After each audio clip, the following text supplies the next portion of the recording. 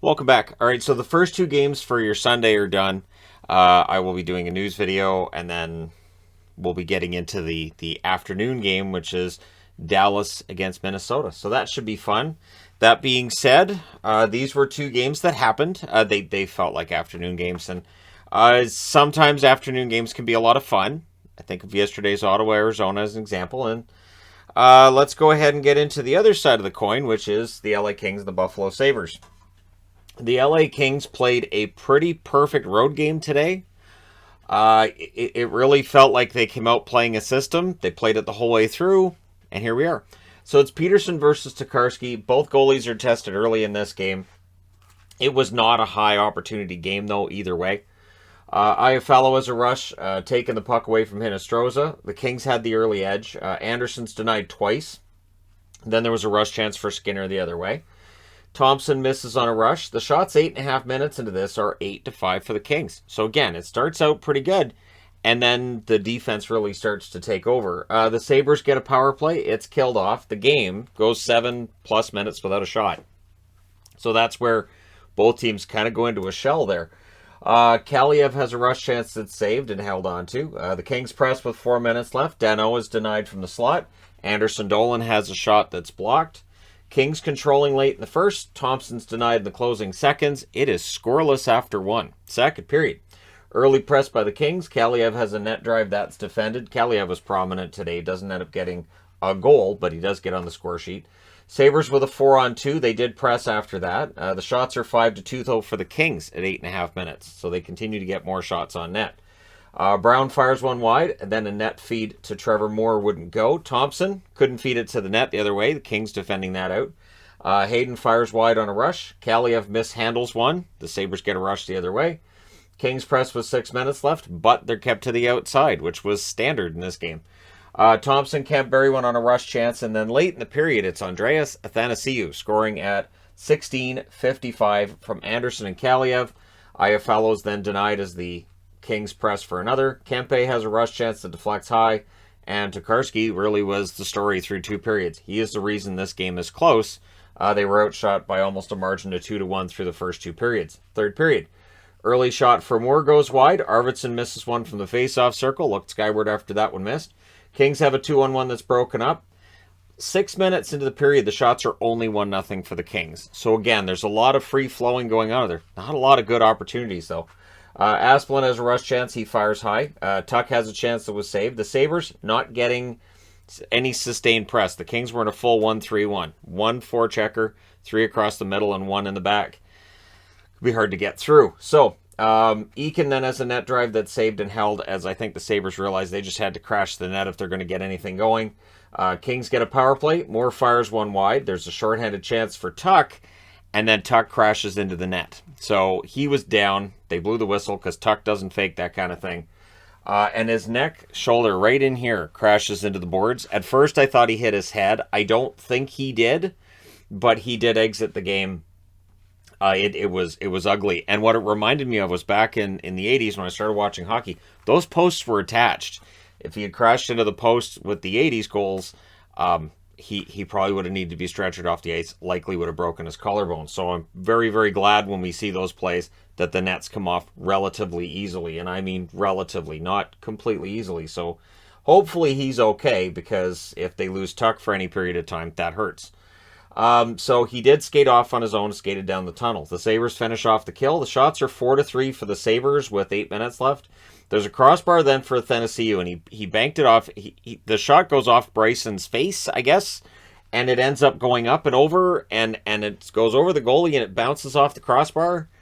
It was that close to being a goal. You'd have to argue, like, well, it doesn't count because he didn't call it, but, you know, like pool. So the Kings were killing the clock with 6 minutes left. It was pretty obvious to me they were just keep him out, don't give him much to look at. Moore has a breakaway. Tokarski denies him on that. Sabres had pressed with 2.5 minutes left. They get the goalie pulled with 1.5 minutes left. And then Athanasiou hits the empty net from Iafallo and Lizotte at 19:01. And Brown, because they pulled the goalie again, he hits the empty net from Dano at 19:53. The Kings win 3-0. 31-19-7 is the record now.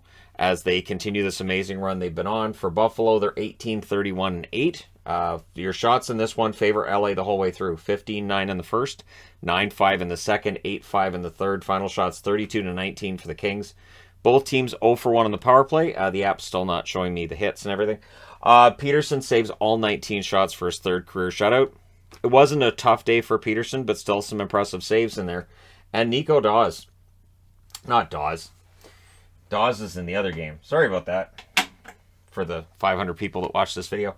It was Tokarski in this one, so I'll go ahead and change that. I think what it was is that as I'm writing this game's still going on, so I had, Dawes on the brain there. Tokarski, 29 saves on 30 shots. Very good game for him. Without Tokarski and the game he had, this game could have been very lopsided, but pretty solid road game by the Kings. All right, the other game. St. Louis. Is there a problem? I'm starting to sense there's a problem with the Blues. We're well out from the playoffs. They have a lot of time to get it right. However, we're 2 weeks away from the trade deadline. So if you're GM Armstrong, are you looking at this and saying we need to change things up? I think you are. So it's Husso versus Dawes in this one. See, Dawes is in this game, not in this one. They were wearing the jersey, so I thought, well, for jersey, I should wear the jersey. Good jump early for the Devils. Boquist has a chance that saved and held 6 of the first 7 shots for New Jersey, as you're waiting for St. Louis to kind of wake up and get things going. So power play for the Devils. Bastian fires one wide. Severson has a chance that's blocked. It's killed off. The Devils are up to 10 shots, 7.5 minutes into the period. They would slow down, but not by a lot here. Falk has a chance saved as the Blues would press back. Hamilton fires one high from the slot. And then as Ty Smith gets the second of the year from Bratton Heischer at 9:47. It was a rush chance. It's the 12th shot of the game for the New Jersey Devils. And I think St. Louis still was on 1, maybe 2 or 3, but it wasn't a lot. Tarasenko then has a blast that's tipped wide as they tried to answer. Schen's denied as the Blues would press. Shots are evening up a bit in the second half.